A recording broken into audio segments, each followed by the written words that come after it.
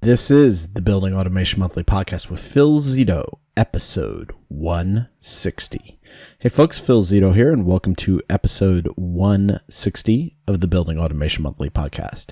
In this episode, we are going to be continuing our discussion on servers. So in last week's episode 159, we wrapped up a 4-part series on the different parts of a building automation system. And the last part we covered was servers. Now, we covered them at a pretty high level. So in this episode, we're going to be diving into a technical question that I got from one of our blog readers. So as you know, on our site, we have a blog with a bunch of articles. One of the more popular articles is our overview of Tritium. And on there, we got a question related to how servers work and when to use supervisory devices versus servers and a bunch of stuff. When I read out the question, it'll make a lot more sense. But before we go there, I want to remind you that this week's episode is sponsored by our Building Automation Systems Protocols Bootcamp course. So if you've ever been stuck in a mechanical room for days, and you've been surviving off Monster energy drinks and beef jerky because you couldn't get two devices to communicate with one another, you know how painful protocols can be. No matter what you do, sometimes they work great. Other times you just can't seem to get them to work. And it's usually some little unknown setting or some little change that you missed. I know how much this sucks, and unfortunately, your only option for learning protocols right now in the industry is to read the 1,000 plus page standards for the protocol or simply to learn through trial and error. But the reality is it doesn't have to be that way. Our online BAS Protocols Bootcamp course will teach you exactly what you need to know about BAS protocols. So in this course, we cover all aspects of Bacnet, LAN, and Modbus to ensure that you are never stumped by BAS protocols ever again. So save yourself a ton of time and money by enrolling in our BAS protocols course today by going to buildingautomationmonthly.com/160, scrolling down to the BAS protocols logo and clicking on the logo. All right, so as I mentioned, I got a question from one of our readers named Corey, and he said basically, I'm wondering if you can explain the pros and cons of implementing multiple JASes, relaying up to a server versus upgrading a bunch of supervisory controllers or a BAS system to be a Bacnet building controller or Bacnet advanced workstation, so Bacnet BC or B-Forward AWS. So for those of you who don't know what those things are, those are BTL descriptions of specific devices, and we'll talk through BTL and device types and things like that in just a little bit. So he's saying, why don't we just, instead of going and doing multiple supervisory devices and having a supervisor, or everyone else calls it, a server, why not just upgrade existing supervisory controllers or legacy BMS to basically pull everything together that way, and then implement some master device. Now, on top of that, so he asked that, right? And that in itself, if you're not experienced with BAS, could be a confusing question. I'll really pick apart this question because there's a lot of multiple layers to it. But then he says, once I've done this, I've heard that there's concerns around network bandwidth for having a large distributed Bacnet system. Do you have any thoughts on this? So first off, in order for us to understand this question, we need to understand servers and supervisory devices. One of the things, so Niagara is a very popular framework, and it's got pros and cons like any other framework, right? The thing is, one thing I really don't like that they've done, I think it's kind of silly, is they've broken with most of the rest of the industry in that they call their servers supervisors, and then they call their supervisory devices supervisors. And it's like, okay, way to confuse people. In reality, a web supervisor is a server, and JASes are supervisory devices. So we have to understand how traditional building automation systems are structured. And we went through that in the previous 4 episodes. You have inputs, outputs, go into controllers. Controllers write on field trunks to go to supervisory devices, which take all of that data and they pour it into a single server. And the server acts as the centralized repository for trend data, alarm data, single point of view graphics, and it also serves up resources in the form of HTML files, at least with most modern BASs, to render user interfaces on client devices. Woo, that was a mouthful. But that's what is going on. So what Corey is asking here is, okay, hey, that's the traditional model. We take a bunch of supervisory devices and we pull them into a server. What if instead we tied everything together and then we utilized a single automated work or advanced workstation? So we have multiple systems here and we have them all tying in to an advanced workstation. So what he's asking, right, is, do we have to have a server and a bunch of supervisory devices for each system? Or can we tie it all together by getting everyone to be able to speak a specific capability, in this case Bacnet, and to have specific operational profiles, and then tie all of this together? What are the pros and cons of doing that? And what are the technical constraints with doing that? The good news is nowadays with the networks we are dealing with, the technical constraints are largely irrelevant.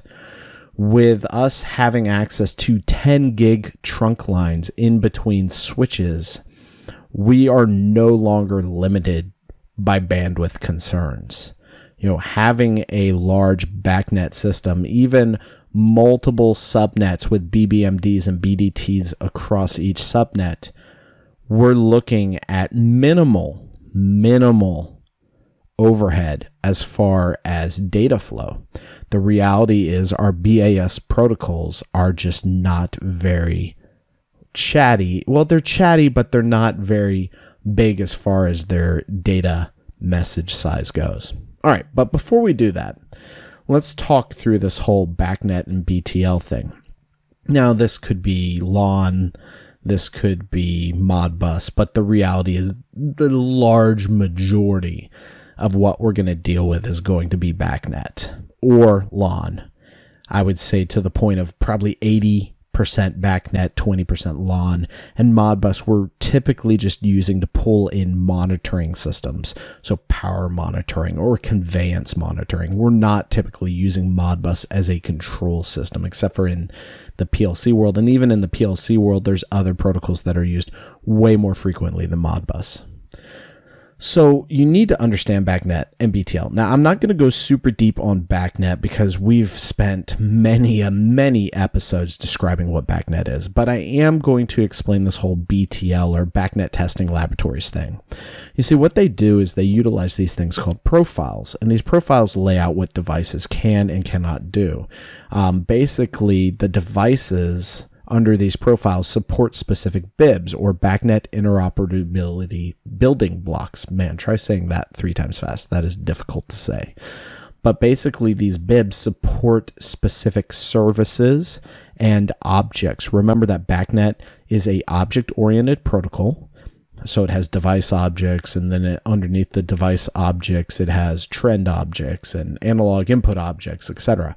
And these objects support services, write property, read property, who is, etc. So what happens is BTL will test devices to make sure that they are compliant to specific protocols.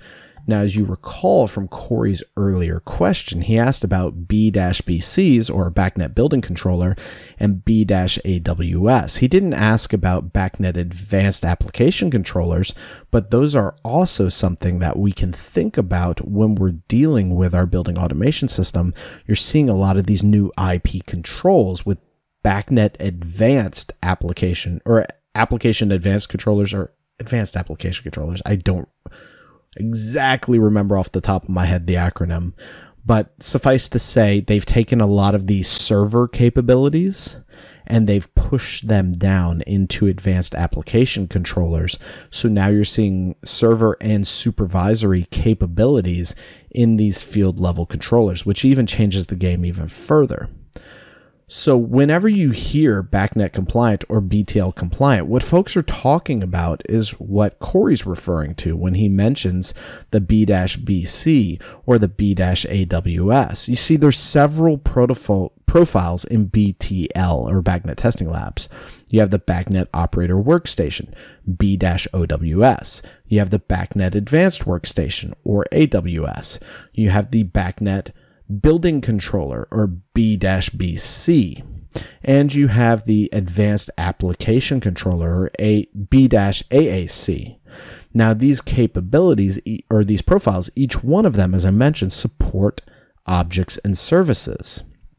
So when Corey is asking this, he's saying, can we go and take a supervisory device in lieu of a workstation and upgrade these supervisory devices to support these B-BC capabilities so that we can have this Bacnet network? Maybe we have multiple subnets and we have a B-BC that acts as that BBMD. It acts as the quote server/supervisory device in that domain, in that subnet. And then from there, all of that heads in to a single B-AWS or advanced workstation that's sitting in some form of centralized place. I would say that this is what a lot of building automation systems do as far as their architecture is concerned.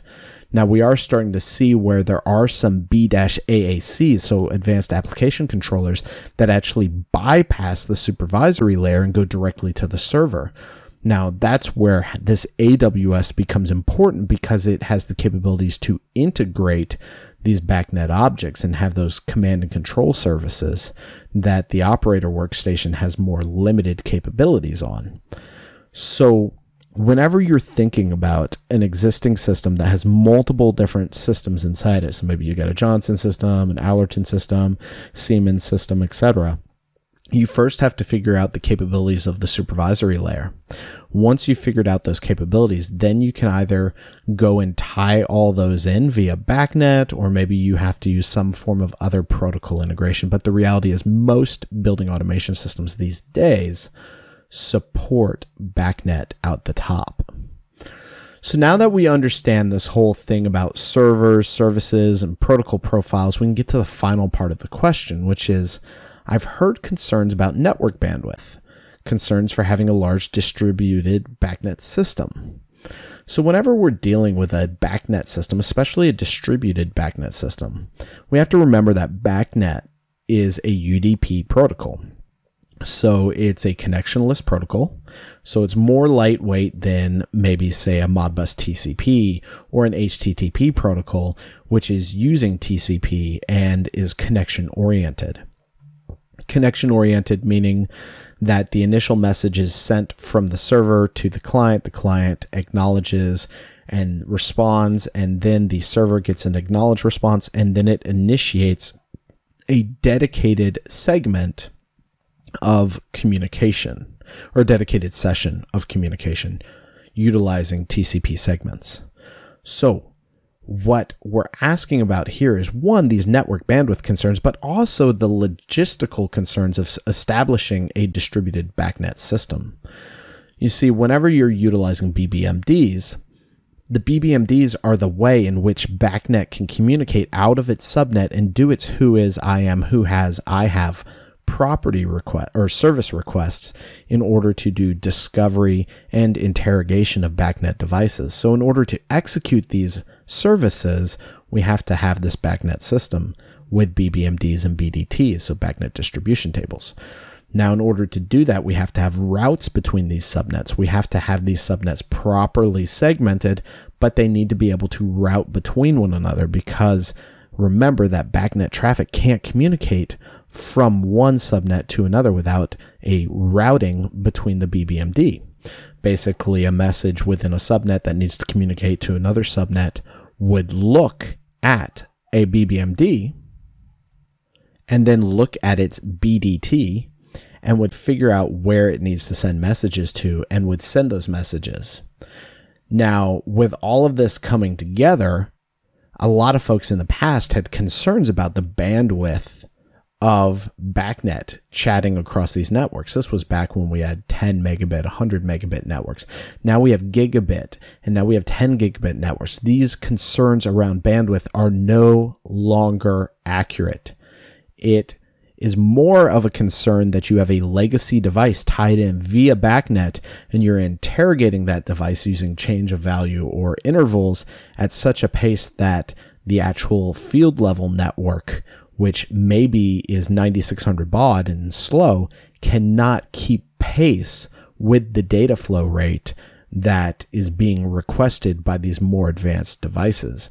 That is the big concern around bandwidth. The concern is no longer at the network layer. Anyone who tells you otherwise really does not know what they're talking about, because, simply put, today's modern switches just have no problem handling the flow of data coming from Bacnet. You hear a lot of these folks talking about analytics and how it places a demand on networks.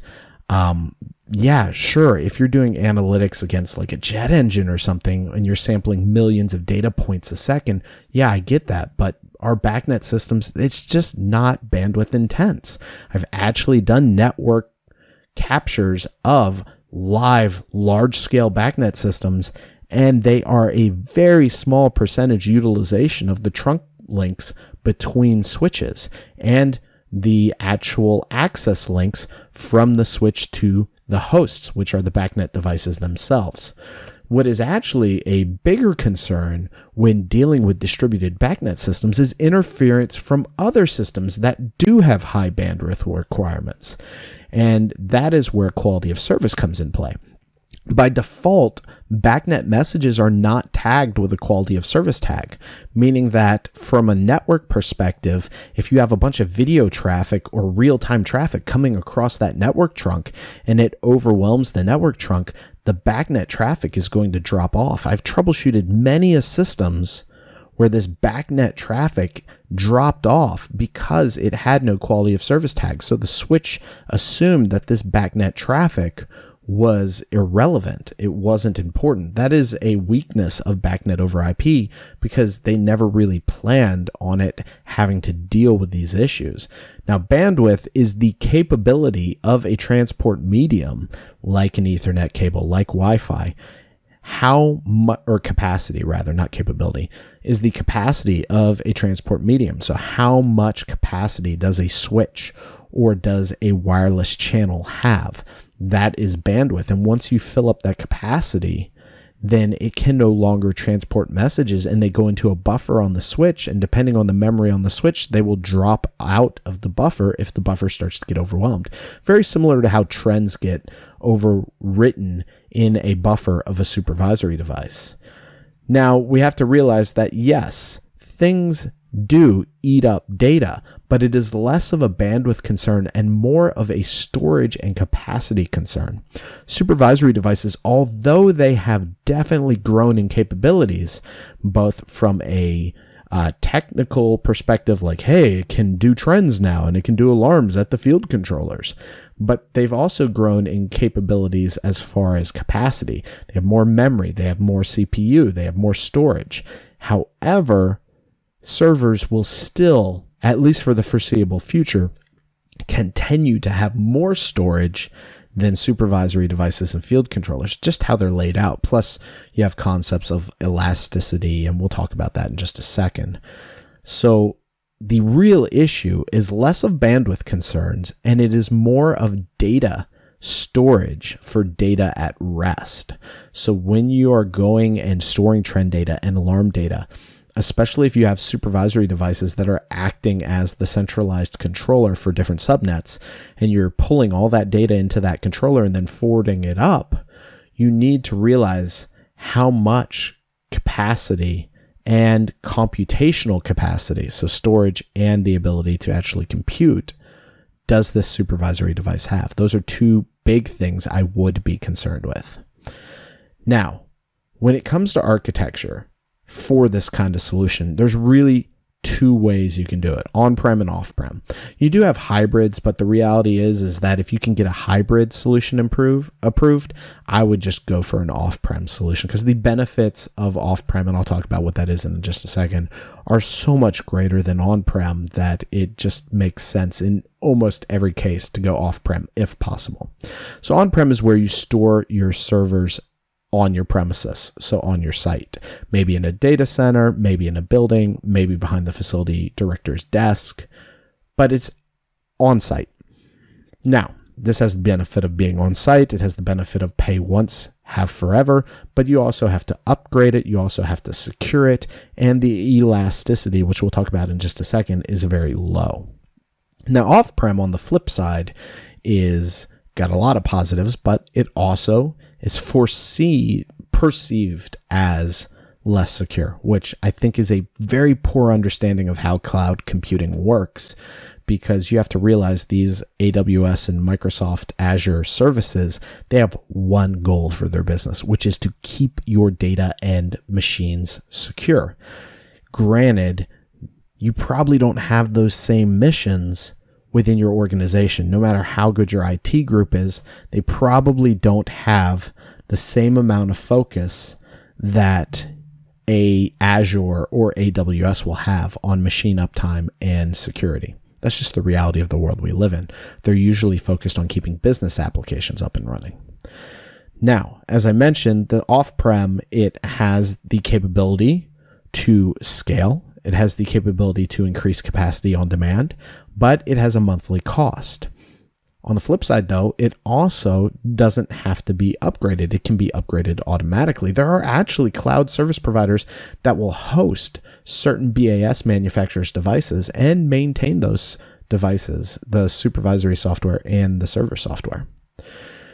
Now, this elasticity is the kind of, it may be the last concept I leave us with here, and then I'm going to kind of recap, because we've just been all over the place, and I feel that this may be overwhelming to some of you. And if it is, don't worry, we've got so many supporting episodes that really will give you the foundational knowledge, as well as our courses. If you go through our IT course, this conversation will make complete sense to you. And if it's not making sense to you, and you want to be a system integrator, or you want to be an advanced BAS person, and you're listening to this, and none of this makes sense, you really owe it to yourself to go through our IT course, because you're doing yourself and your career a disservice. With that being said, elasticity is the ability to dynamically increase the CPU, memory, and storage capacity of a computing device. So you see this a lot in cloud computing, where you will virtualize an instance of a BAS server, and then as it gains data, as the demands on that server increase, the actual server itself, the cloud hosted server, will expand its CPU, memory, and storage capacity to keep up with that demand. And then as that demand decreases, it will actually shrink its capacity. This is a very valuable capability that will keep your servers running fast, especially in large scale distributed environments. And then there's things like load balancing, where if you have machines and customers across multiple different regions geographically, then load balancing, it will ensure that the loads from those geographies go to the fastest sites and the fastest servers. They will be distributed across multiple data centers. All right, so let's recap. So we've got this issue, right? We've got a supervisory device, or several supervisory devices, and we've got a server. Is it better to just have multiple supervisory devices going into a server, or is it better to go and upgrade existing devices and have them simply act as the supervisory device, and then have a centralized server and pull all of that in? So rather than having, okay, so you got an Allerton system, you got a Johnson system, you got a Siemens system, and instead of placing a supervisory device on top of each one of those systems so that you could pull them into a server, you would actually just upgrade those existing systems, and you would get them to the point where those systems themselves can be directly pulled in to a server. And then when it comes to that, you just need to know what capabilities they have. You need to do a little research. You need to know, do these systems have the capabilities for me to discover the objects and services that I need in order to execute my use case? That's how I would go about looking at this challenge. All right, folks. So I know this was probably one of our more technical, geeky episodes. I felt I can sometimes, having done 160 episodes, I can feel when I'm going to be losing folks. There was no way to make this really not a technical conversation. So, I encourage you to go back and listen to some of our Bacnet episodes. Definitely go and listen to our previous 4 episodes 159, 58, 57, and 56. They will give you a really good primer on building automation system architecture. And if any of this is confusing, I really encourage you to enroll in our courses. There's a reason why we're the fastest growing provider of online building automation training in the world, and it's because our courses prepare you to do your day-to-day jobs as a building automation technician, programmer, designer, engineer. So that being said, everything I mentioned today is available at buildingautomationmonthly.com/160. Once again, that's buildingautomationmonthly.com/160. I look forward to hearing your questions and comments and having a discussion with you in upcoming podcasts. Thanks so much for being here, and I can't wait to talk to you in next week's podcast. Take care.